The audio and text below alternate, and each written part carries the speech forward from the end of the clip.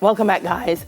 Just a few days ago, the NCU Research Department presented the results of research that suggests all Jamaican women are depressed at some level. So we're going to discuss the data uncovered and the reasoning behind it. And so with us is Acting Director of Institutional Research at NCU, Mr. Paul Bourne. Hey, Paul. Morning, sir. Good morning. Welcome. It is a pleasure being here. What got me is the study indicated, as Dale just said, Dale didn't say the age, but all Jamaican women age 18 years and older suffer from some degree of depression. That's scary. It is scary. But what we can do, we can give persons some sort of context, because persons are saying, well, our research is not valid. So let them understand what is going on. So we use 2018 data from Statin. It was the latest publication on Jamaica in terms of the number of women that we have.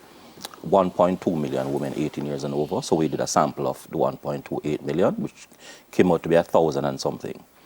And what we do now is to sample the persons, the ladies across the various parishes in Jamaica to ensure that we get a good representation of women in Jamaica.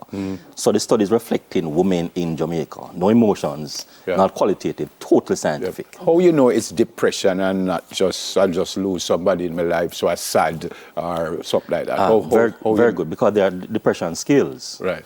And what we use Hamilton depression scale and Montgomery depression scale. So there are stated scales as to what to use to measure depression. So that scale was actually used and was self-administered by the women. So it's not that we were filled it out.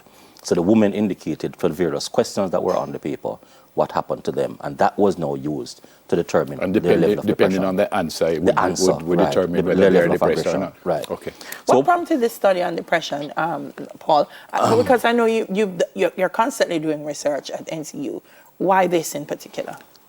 We wanted to actually do something which is different, in the sense that we knew a number of things were happening to people in Jamaica, and we started reading what WHO said at United Nations, gauging the economy to say, okay, the person needs to be careful of depression because of the COVID. So we said, what better way should we actually assist the process by doing a research? So we did one on men and one on women. So it's not that we actually segregated it to only men or only women. We did both populations, but we segregated them to ensure that we understand comprehensively the concepts. Can you give me some?